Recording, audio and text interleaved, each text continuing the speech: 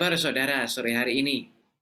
Satu tema yang saya rindu untuk bagi yaitu adalah tentang stres. Ya. Seringkali hari-hari ini kita menjadi orang yang mudah untuk menjadi stres. Stres itu apa? Stres itu adalah perasaan fisik ya. Perasaan yang dimana kita boleh merasa kita ini sepertinya alami tekanan yang begitu kuat. Kita mengalami satu tantangan yang begitu hebat ya. Sehingga perasaan kita stres, mungkin fisik kita juga stres. Tetapi saya rindu dan saya percaya siapapun saudara yang mendengar firman Tuhan sore hari ini, setiap kita bukan stres, tapi setiap kita adalah orang yang selalu bersukacita. Percaya, katakan amin. Kalau ada orang di sebelah saudara, katakan kamu nggak stres, kamu sukacita dalam Yesus, kamu sukacita dalam Yesus Kristus. Amin, amin, amin. Di Bible sendiri tidak ada kata stres, saudara. Yang ada yaitu adalah kata takut, khawatir, atau bahkan gelisah. Nah, saudara tahu bahwa perasaan-perasaan ini bukan untuk kita pelihara. Bukan untuk kita berkata, oh lucu ya, oh ini harus dibesarkan ini ya, perasaan seperti ini. Tidak, saudara. Tapi perasaan-perasaan seperti itu harus kita atasi. Harus kita temukan solusi. Bahkan ada quote yang berkata begini, stres yang berlebih bisa membuat otak kita itu menyusut. Tadinya ukurannya misal sebesar berapa? 15 cm gitu kan. Terlalu banyak stres itu bisa menyusut sehingga menjadi 10 cm. Ya kan? Saudara tidak mau otak saudara menyusut. Kita mau kita semakin hari semakin berkembang, semakin alami apa yang Tuhan nyatakan dalam kehidupan kita. Bukan untuk kita pelihara stres itu, tetapi untuk kita atasi, untuk kita lalui bersama dengan Tuhan Yesus Kristus. Satu ayat yang saya ajak saudara untuk buka pada sore hari ini yaitu di Yohanes 14 ayat yang pertama. Yohanes 14 ayat yang pertama saya bacakan ya. Janganlah gelisah hatimu, sebagaimana engkau percaya kepada Elohim, percayalah juga kepadaku. Huruf besar yaitu adalah Yesus. Jadi hari ini jangan gelisah hati kita. Biarlah hari ini kita memiliki kehidupan yang tidak dipenuhi rasa cemas, rasa takut, rasa yang penuh kekhawatiran. Enggak, saudara.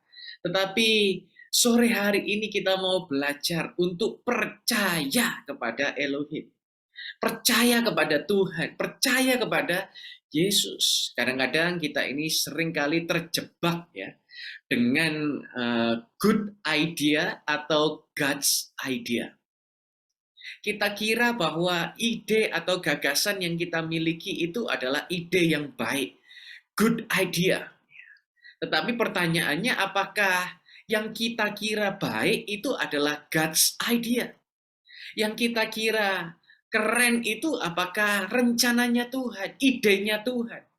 Seringkali kita kira ide kita itu adalah idenya Tuhan, rencananya Tuhan, tetapi kadang-kadang tidak.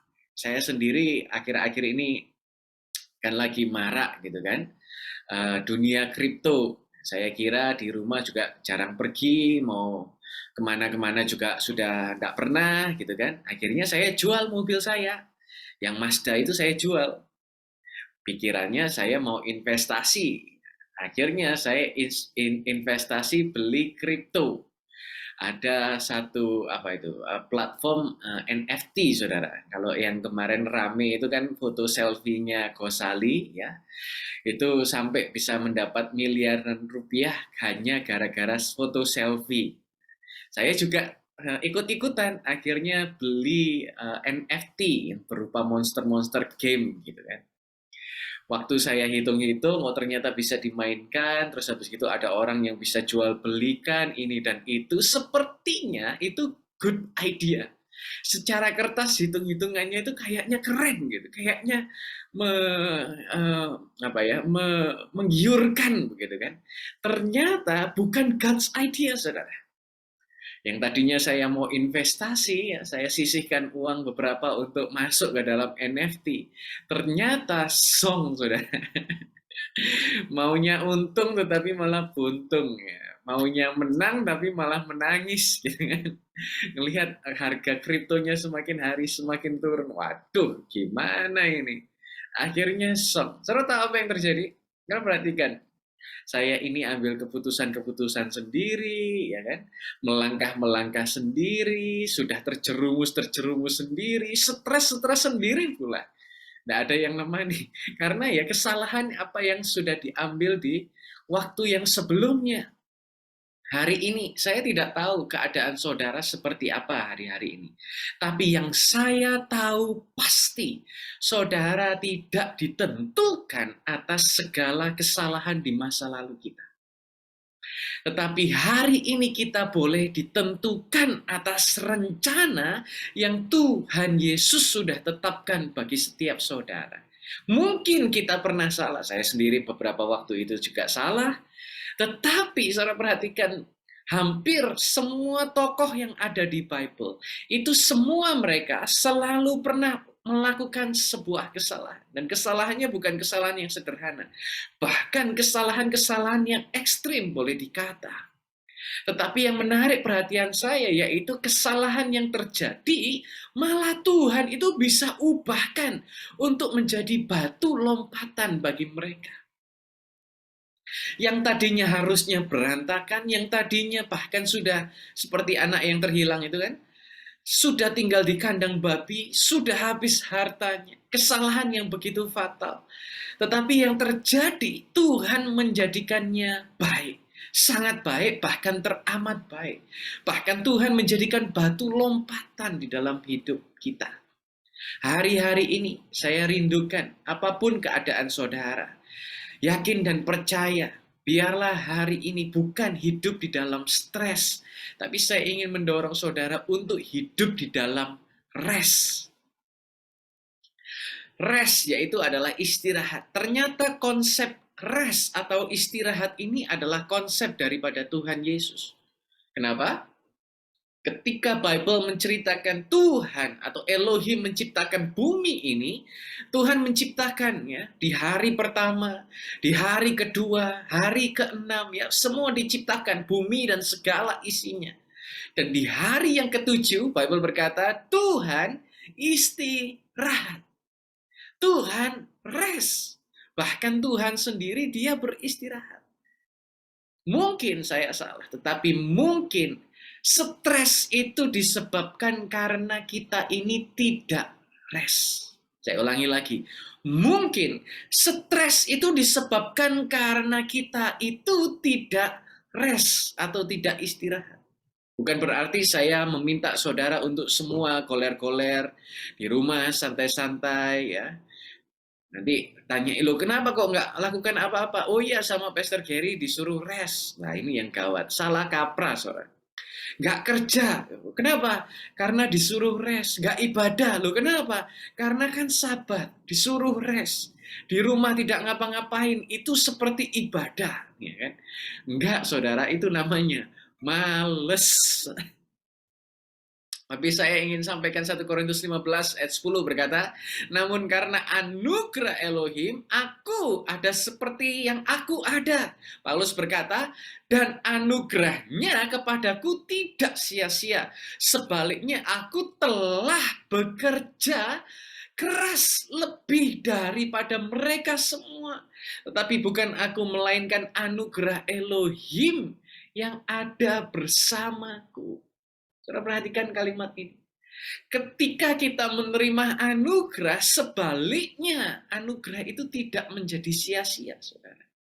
Anugerah itu membuat kita bekerja lebih keras dari mereka yang belum menerima anugerah, dari mereka yang tidak tahu apa yang Tuhan sudah sediakan bagi dia. Ini alasan kenapa seharusnya orang-orang yang terima anugerah itu lebih berhasil. Alasan kenapa seharusnya orang-orang yang terima anugerah itu lebih sukses. Kenapa? Karena seharusnya anugerah yang Tuhan sediakan bukan untuk kita sia-siakan, tetapi membuat kita bekerja lebih keras daripada mereka semua. Kita ini bekerja. Katakan bekerja. 1, 2, 3. bekerja. Nah, lalu artinya rest apa, Pastor? Arti rest yaitu adalah memberikan akses kepada Tuhan untuk take control.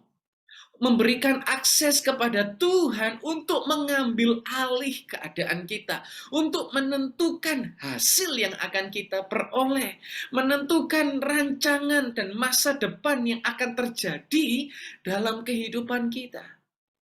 Karena yang tahu keadaan kita yaitu adalah Yesus. Yang tahu besok akan menjadi seperti apa hanya Yesus.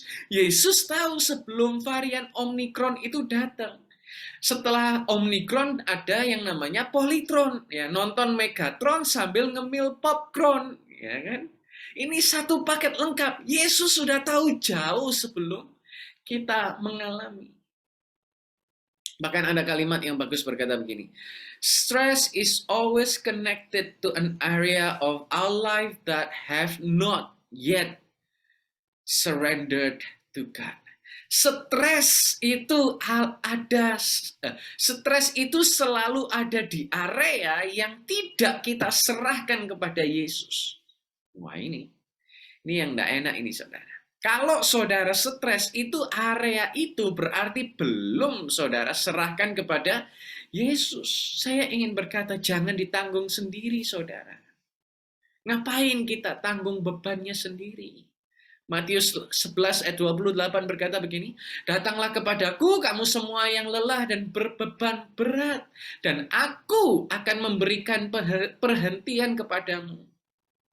29, pikulah kuku atasmu dan belajarlah dariku, sebab aku lemah lembut dan rendah hati, dan kamu akan mendapatkan kelegaan bagi jiwamu, karena kuku itu nyaman dan bebanku itu ringan. Saudara perhatikan, beban ya, itu bukan untuk kita tanggung sendiri, tetapi beban itu untuk kita serahkan kepada Yesus. Hari ini, saudara dan saya semua diingatkan bahwa kuk itu adalah ibaratnya begini. Kuk itu gambarnya seperti ini, saudara. Ya, beban yang ada di atas kerbau untuk kerbau itu bisa membaca atau kerbau itu bisa bekerja. Saudara bisa lihat gambar kayu semacam ini. Harus ada cook, harus ada alat tersebut sehingga satu dengan yang lain mereka sama-sama menuju kepada satu arah. Kalau tidak ada cook, maka kerbau membaca satu ke kiri, satu ke kanan. Ya, nanti arahnya siksak, nggak ketemu, begitu kan. Tetapi ketika ada cook, maka kedua kerbau ini akan bekerja berjalan seiringan. Mereka akan saling membagi beban, saling menguatkan satu sama lain. Ya. Ketika satu yang capek, yang satu menopang. Dan hari ini saudara dan saya itu memiliki kuk bersama dengan Yesus Kristus. Saudara tidak menanggungnya sendiri, tetapi Bible berkata tadi, kuk itu sudah ditanggung oleh Yesus di kayu salib. Saya ini lagi mengkhotbahi diri saya sendiri juga. Saudara tahu bahwa seringkali saya punya mah itu kambuh. Karena ada area-area yang saya pikirin sendiri, ada area-area yang saya tanggung sendiri. Pikirnya, ya Tuhan, tetapi kan harus gini, harus gitu, harus gini, harus gitu, gitu kan. Ternyata salah loh, saudara. Pikiran seperti itu pikiran yang sesat. Ya ada Tuhan, tetapi kan aku harus melakukan ini, aku harus seperti begini, aku nggak boleh menjadi seperti itu. Salah, saudara. Pikiran itu salah. Apa yang engkau bisa lakukan, ya kita lakukan. Tetapi bagiannya Tuhan Yesus Kristus, Dia adalah bagiannya yang mustahil. Tuhan kita itu adalah spesialis melakukan yang tidak mungkin menjadi mungkin. Perkara yang tidak ada, Tuhan menjadikan ada. Nah, kalau kita saat ini menanggung semua beban itu sendiri, kita pegangin sendiri. Ya, kalau bahasa Jermannya itu bongko. Ya kan?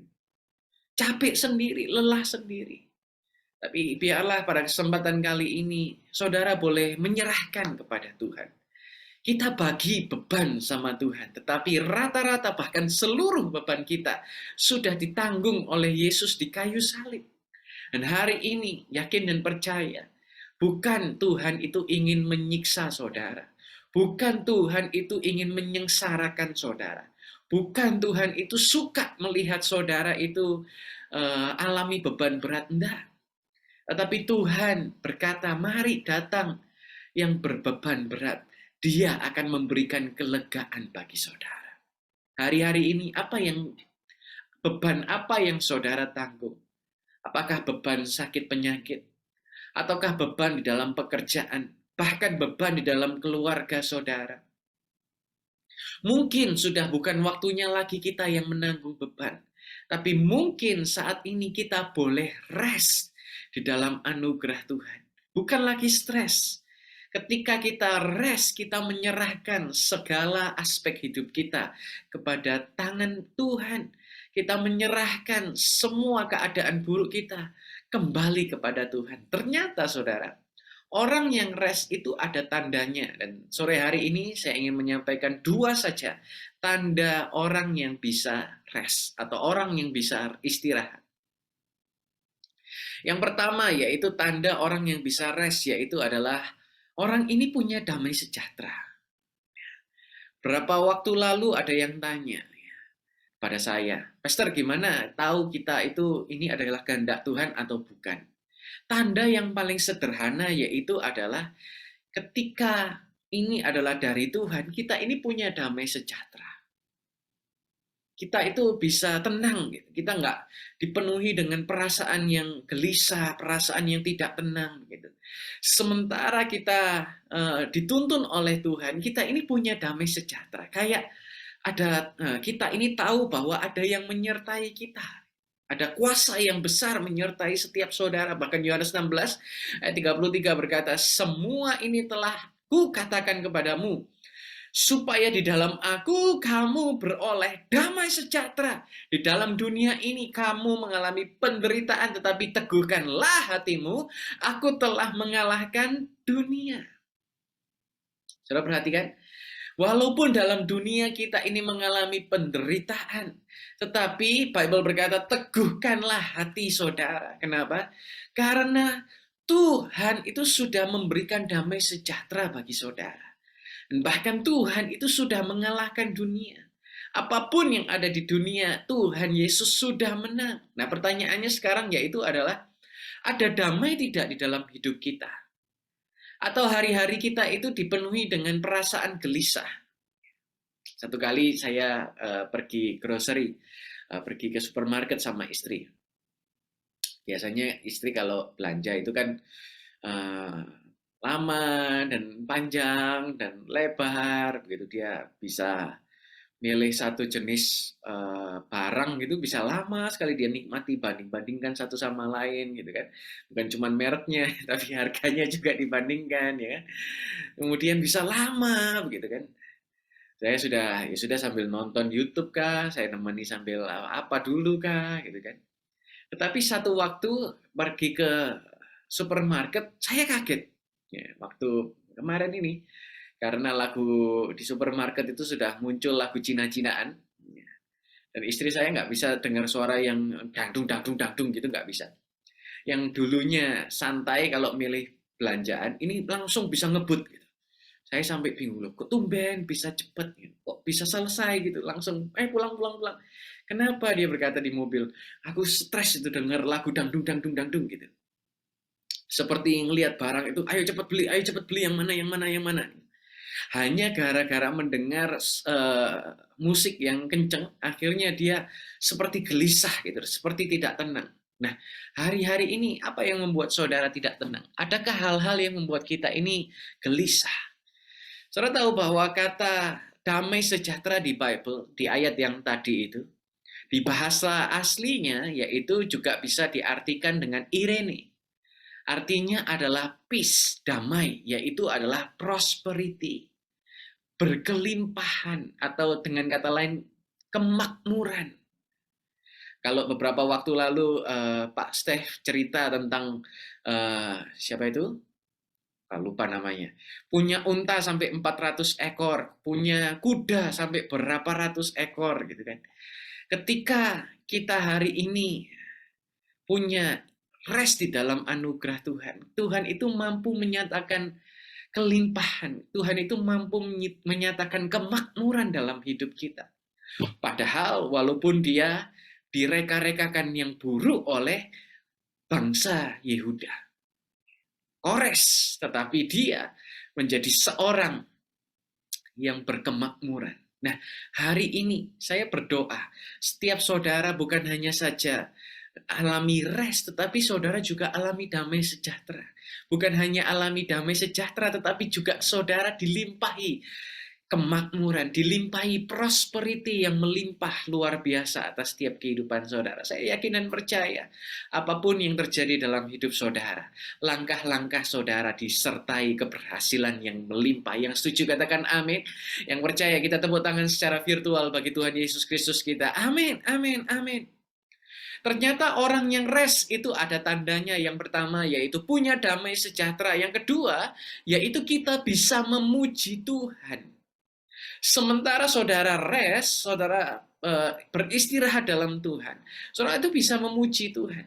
Pernah nggak saudara mengalami sebuah keadaan di mana saudara berada di dalam posisi sampai berdoa saja nggak bisa? Kita mau berdoa itu ngelantur kemana-mana gitu kan.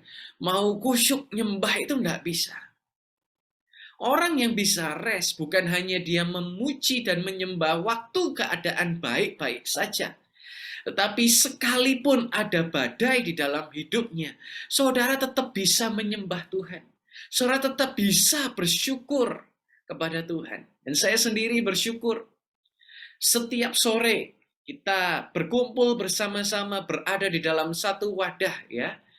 Gereja Zoom Indonesia kata Pak Stefanus ya. Kita bisa ikut Zoom setiap sore. Kenapa? Ketika kita mendengar firman, kita ini makan, saudara. Makanan rohani. Kita ini diberkati dengan kebutuhan rohani kita. Dan waktu kita ikut Zoom, saudara itu memberi kebutuhan makanan rohani kepada diri kita. Mungkin 2 hari lalu saudara nggak ingat saudara makan apa. Tapi kalau saudara nggak makan selama 2 hari berturut-turut, langsung bisa kurus, langsung bisa bahkan meninggal. Kan? Nah, sama dengan spiritual, rohani kita.